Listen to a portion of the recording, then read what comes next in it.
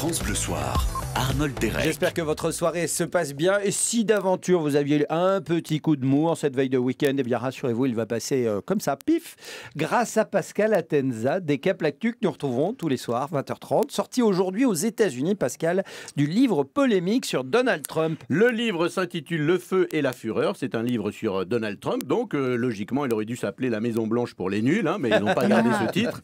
Alors, il y a plein d'anecdotes plus ou moins importantes. Voici donc les bonnes feuilles. D'abord, à l'annonce de sa victoire le soir de l'élection américaine, il s'est effondré. Il ne voulait pas devenir président. C'est fou, ça. Nous non plus. Sinon, on ne voulait pas qu'il devienne président.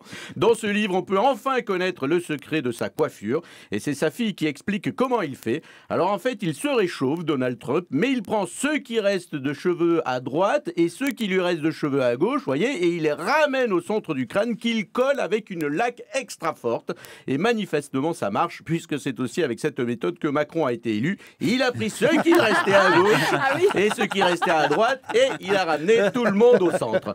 Dans cet ouvrage, on découvre que Trump a une obsession. Il a peur de se faire empoisonner et pour ça, il refuse à quiconque de toucher à sa brosse à dents. Aucun risque, franchement. Qui a envie de toucher un truc qui sort de la bouche d'un président ? Personne, à part peut-être Jean-Vincent Placé pour avoir un ministère, mais je vois que lui.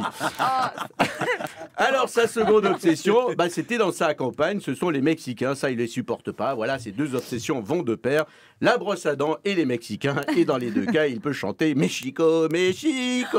Voilà. Voilà, c'est fait. Blague pourrie du vendredi. Je vous ferai un jingle pour la semaine prochaine.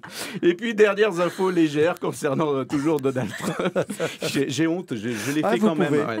Il fait chambre à part avec sa femme et il adore McDonald's. Tous les soirs à 18h30, il se fait commander un cheeseburger et il se met au lit. C'est peut-être pour ça que Melania ne dort pas dans le même lit que son mari. Il tâche, évidemment. Donald Trump, qui aime la marque McDonald's, c'est plutôt normal. C'est une marque américaine. Et puis, l'emblème de McDonald's, c'est quoi ? C'est un clown. Donc voilà, la boucle est bouclée.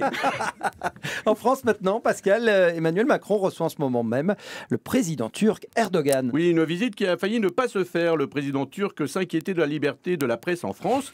Alors comme il ne voulait pas être questionné sur ce dossier, le président turc n'était pas sûr de venir en France. Il a beaucoup hésité. Mais Macron l'a convaincu assez facialiste. Il lui a fait passer une vidéo de l'interview de Delahousse et une vidéo de Christophe Barbier, l'éditorialiste, pardon, c'est difficile à dire, qui fait le poirier à la télévision. Bon là, du coup, il a décidé qu'il allait venir, il risque pas grand-chose. Et puis sur la Turquie, Macron veut entretenir de bonnes relations. Pour Macron, ce sont ses termes, c'est une main tendue à la Turquie. Et c'est vrai, quand t'es dans les chiottes à la Turque, t'as souvent bien besoin d'une main tendue, en tout cas pour pas glisser, ça m'est arrivé. C'est du vécu. Merci de partager ça avec nous en tout cas, Pascal. Tiens, on va terminer par une info de Fanny Bouvard de France Bleu Orléans. Absolument, on finit par un grand sourire. Un détenu qui était en permission est rentré en prison en cachant 1880 € sous ses testicules. Oui, je vous jure que c'est vrai. À mon avis, il a pris au pied de la lettre le conseil d'un ami qui lui a dit qu'il fallait investir en bourse. Bien sûr. Cacher 1880 € sous ses testicules, sûrement cette nouvelle monnaie virtuelle appelée la Bitcoin. J'invente rien. Mais c'était pas virtuel. Il avait donc sous des billets de 100 €, de 50 €, de 20 et de 5 €. C'est vrai qu'à cet endroit-là, ça supporte pas beaucoup la petite monnaie. Et quand on dit l'argent n'a pas d'odeur, là, franchement, ça se discute. Je vous paye en liquide. Une carte, plutôt. Faites une carte. Mais c'est fou, cette histoire. Incroyable. Merci beaucoup, Pascal Atenza. Reposez-vous ce week-end, quand même. Ouais, je vais essayer. Il a tout donné, là. Ouais, j'ai tout donné. Mais c'est fou, comment on fait pour faire un truc pareil? Je vous montrerai. Vous faites quoi ce week-end?